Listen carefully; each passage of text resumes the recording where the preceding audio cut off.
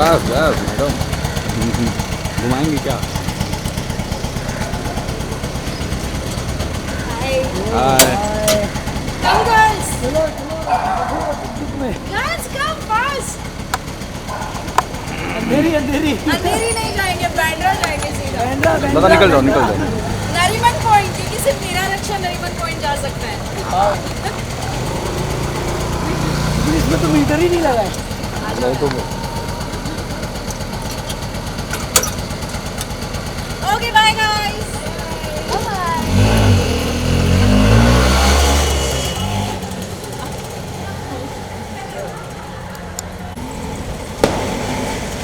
Bus stop bus. Stop stop अरे बहुत stop. आगे लेके चले जाओ। हाय।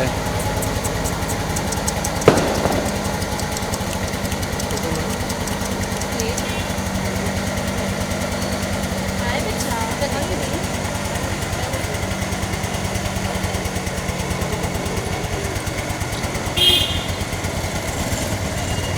चल बस।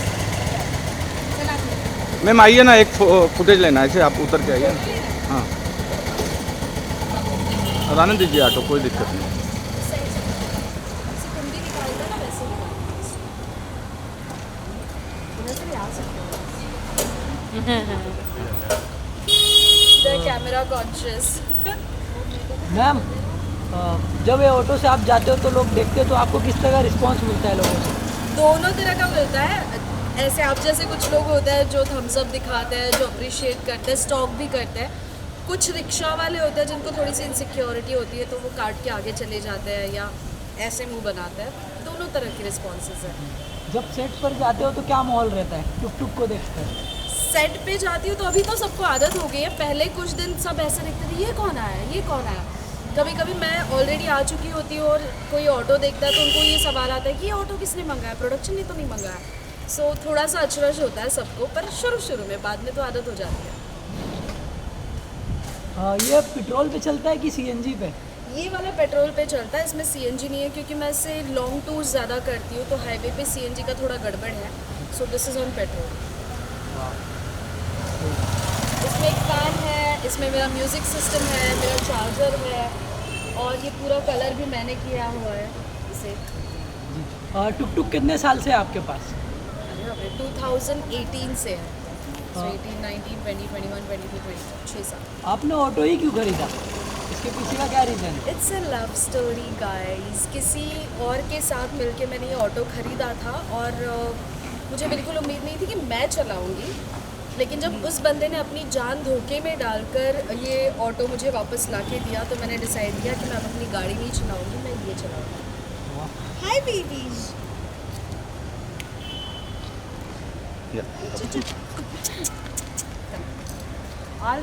No kissy, no kissy, no kissy. Okay okay okay, distance distance distance distance. हाँ, what are you telling me?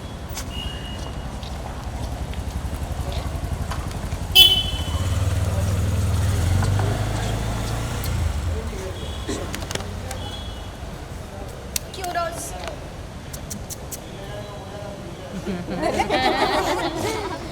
उसे तकलीफ हो रही है यार।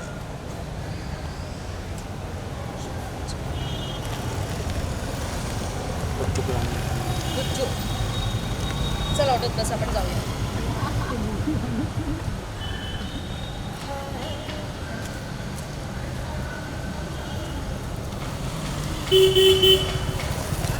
एक्चुअली मैंने ये स्टारी नाइट्स बनाने की कोशिश की थी, पर it's a failed attempt, but it's not looking that good, so ठीक है।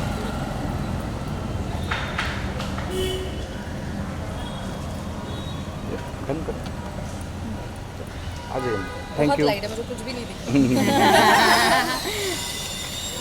Okay thank you ma'am. Thank you. Ma'am आपका शो दबंगी जो काफ़ी प्यार मिल रहा है लोगों से, अभी भी मैं देख रहा हूँ तो काफ़ी टीआरपी भी मिल रहा है। जी। सोनी पे सबसे नंबर 1 शो है इस समय दबंगी, तो आपका सफ़र किस तरह से रहा? दबंगी के साथ जी। बहुत अच्छा रहा। इनफैक्ट मुझे अच्छा लग रहा है कि मैं बच्चों के साथ काम कर रही हूँ। पहले मैं डरा करती थी कि यार इतने सारे बच्चे होंगे, इरिटेट करेंगे सेट पे, बट ये सारे बच्चे काफ़ी समझदार हैं, काफ़ी सुलझे हुए हैं, काफ़ी प्रोफेशनल है, और इनके साथ काम करने में ना मेरा जो बचपना है वो बाहर निकल रहा है, क्योंकि मैं हमेशा उनसे घिरी रहती हूँ। They always trouble me a little bit. जो मेरी बेटी बनी है जई, वो तो मेरे पीछे पीछे रहती है, she is like a darling to me. और माही भद्रा जो दबंगी बनी है, शी इज़ अमेजिंग। मतलब इतनी छोटी उम्र के इतनी अच्छी एक्टर मैंने आज तक नहीं देखी। इनफैक्ट हमारे कई बार ना इमोशनल सीन्स होते हैं, तो मुझे आंखों में आंसू लाना होता है, मुझे उसके लिए वो प्यार जताना होता है, पर उसकी ज़रूरत ही नहीं पड़ती एक्टिंग करने की, क्योंकि वो इतने क्यूटली, इतने इनोसेंटली बोल देती ना कि अपने आप वो इमोशन आता है। So it's been amazing. मैं खुद बच्चा बन गई उनके साथ। जी। साथ ही मैं बात करूँ सेट पे और किसके साथ आपको काम करने में मज़ा आ रहा है? सबके साथ एक्चुअली, बच्चों के साथ। मानव इज़ देयर, आमिर है, ये दोनों लड़के पागल हैं। जब भी हमारा एक साथ सीन होता है तो हम हमेशा हंसते और मस्ती करते रहते हैं। देन देयर इज़ हिमानी जो कस्तूरी बनी है, शी हैज़ दैट प्रॉपर नखरा दिल्ली एटीट्यूड, यू नो। तो उसके यहाँ से खाना बहुत अच्छा आता है। सबके साथ इनफैक्ट बहुत मज़ा आता है हमें, क्योंकि ये नया शो है, एक नई बॉन्डिंग है हमारी, तो हम सब एक दूसरे को जान रहे हैं, एक दूसरे के साथ बॉन्डिंग कर रहे हैं। So it's nice. एक माँ का किरदार निभाना बहुत बड़ी बात होती है, कोई आम बात नहीं होती। तो आपका क्या एक्सपीरियंस रहा इस किरदार को लेकर? थोड़ा मुश्किल होता है जब आपको बच्चे बहुत ज़्यादा पसंद नहीं हैं, बट ऑब्वियसली मैं अपने आसपास इतनी माँओं को देखती हूँ, खुद की माँ को देखती हूँ, तो it was easy kind of, यहाँ से कुछ ले लिया, वहाँ से कुछ ले लिया टाइप्स। और मैं फ़िलहाल ना एक शो देख रही हूँ specially to play a mother in this show. It's called Gilmore girls. ये बहुत पुराना शो है, नेटफ्लिक्स पे है, जिसको मैं स्टडी कर रही हूँ, क्योंकि इसमें एक माँ और एक बेटी का रिलेशनशिप है, जो मुझे लगता है एक बेला और जई का रिलेशनशिप है, और वो बहुत ही अमेजिंग और यूनिक है। तो मैं उसको फॉलो करती हूँ ताकि मुझे वहाँ से इंस्पिरेशन मिले। जी। अभी भी शो चल रहा है, आज का मैं प्रोमो देख के आया हूँ, जो कि बच्ची का बर्थडे है और उसी बीच कुछ हो जाता है। तो आगे क्या ट्विस्ट आने वाला है?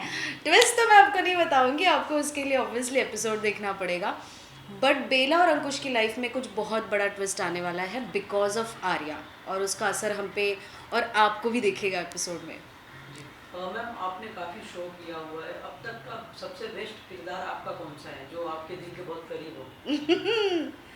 यार ये तो बहुत गलत हुआ। बहुत सारे हैं। आई वुड से सबसे पहले तो खनक, जिसने मुझे इतनी पॉपुलैरिटी दी, जिसने मुझे हिंदी इंडस्ट्री में एक क्या कहते हैं, एक फुटिंग दी। उसके अलावा I also like playing Mriganaini, या फिर रिसेंटली मैंने अतरंगी के लिए एक शो किया था, जिसमें एपिसोडिक था, लेकिन I was playing lesbian girl. So वो करने में मुझे बहुत मज़ा आया। जी। और साथ ही अगर मैं बात करूँ, अगर आप अभी कहीं बाहर जाते हो तो आपको लोग किस नाम से जानते हैं, किरदार के नाम? खनक, खनक। अनडाउटेडली दे कॉल मी खनक। बहुत कम हुआ है कि किसी और किरदार के नाम से बुलाया। आई थिंक खनक काफ़ी पॉपुलर हुआ था, और जब लोग बोलते हैं इतने सालों बाद तो मुझे अच्छा भी लगता है। जी। रंग बदलती ओढ़नी खनक, आप कितना मिस करते हो जब लोग आपको बुलाते हैं? बहुत ज़्यादा, क्योंकि वो मेरा पहला शो था, बहुत रोमांटिक शो था, and I miss playing something like that, you know. एक रोमांटिक कैरेक्टर मैं प्ले करना चाहती हूँ, क्योंकि जब मैं छोटी थी, मैं कुछ आई थिंक 19-20 साल की रही होंगी, जब मैंने रंग बदलती ओढ़नी किया था। उस वक्त ना रिश्तों की, फीलिंग्स की या इमोशंस की उतनी समझ नहीं होती जितना मुझे लगता है आज है। तो शायद मे बी अभी अगर कोई रोमांटिक किरदार मिले तो उसे मैं बेहतर तरीके से निभा पाऊँ। जी। आपने बिग बॉस मराठी भी किया हुआ है, तो अभी बिग बॉस भी चालू है, बिग बॉस 17। जी। तो आप कितना फॉलो कर पा रहे हो इसका? बिल्कुल नहीं, मुझे जितना रील्स पे दिखता है सिर्फ उतना। पर ये मेरी कॉन्शियस चॉइस है। मैंने अभी पिछले साल मराठी बिग बॉस किया है, बाहर आने के बाद मैंने अपना एक भी एपिसोड नहीं देखा है, और शायद ये कॉन्शियस डिटॉक्स है बिग बॉस के साथ, जो मैं कुछ टाइम तक करूँगी। उसके बाद शायद मैं वापस फॉलो करना शुरू करूँगी, क्योंकि बिग बॉस आपके ऊपर ना एक असर छोड़ता है, and that you need to get rid of that. जी। बिग बॉस में अभी लव एंगल जो चल रहा है इस समय, ईशा का और अभिषेक का और समत का, तो आप किस तरह से देखते हो? यार मैं सच्ची बताऊँ, बिग बॉस में जितना भी होता है ना, उसमें बंदे जो भी कर रहे हैं वो रियल बहुत ही कम होता है। वो हमेशा कैमरे के लिए होता है, चाहे फिर वो अंकिता विकी का झगड़ा हो, मुझे लगता है वो भी कैमरे के लिए है, वो भी बिग बॉस में अपनी एक जगह बनाने के लिए, पॉपुलैरिटी पाने के लिए। सिमिलरली मुझे लगता है ये जो ट्रायंगल है ना, ये भी ऐसा ही है। जी। और मैम साथ ही आप वॉइस आर्टिस्ट भी थे, जी, तो उसका एक्सपीरियंस कुछ शेयर करना चाहेंगे आप? मैं सिर्फ वॉइस आर्टिस्ट नहीं थी, बट कि मैं आरजे रह चुकी हूँ। 98.3 मिर्ची पर मैंने अपना मराठी शो शुरू किया था, and I think Hindi channel पे मुंबई में पहला मराठी शो था वो। It's been amazing. मुझे हर बार अलग कुछ करने में मज़ा आता है। तो जब मेरे पास गैप था लॉकडाउन के टाइम पे, ऑब्वियसली इंडस्ट्री बंद हो गई थी, तब मैं ये शो कर रही थी। अलग एक्सपीरियंस था, कुछ सीखने को मिला। अपना जो पुराना एक्सपीरियंस एज एन एक्टर भी हम वॉइस के थ्रू बहुत ज़्यादा एक्सप्रेस करते रहते हैं। तो I think that help me in becoming an RJ. जी, आज की एक खबर आई है बेहद, सीआईडी के जो फीडी थे उनका निधन हो चुका जी। है, दिनेश जी का। तो कुछ 2 लाइन बोलना चाहेंगे? बहुत उम्दा कलाकार थे, जब भी वो स्क्रीन पे आते थे हंसी आती थी। तो ऑब्वियसली एक श्रद्धांजलि देना चाहूँगी उनको। भगवान उनकी आत्मा को शांति दे।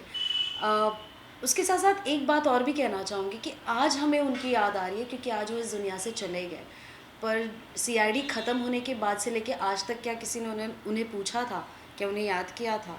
This is a harsh truth of our media, our industry, कि आपका एक शो ख़त्म हो जाता है तो आप गायब हो जाते हो दुनिया के माइंड से, जब तक आपके साथ कुछ और घटना नहीं घटती तब तक। तो that is little saddening, but I really wish कि उन्हें जो करना था ज़िंदगी में वो कर पाए हो, और जहाँ भी हो खुश रहे। जी।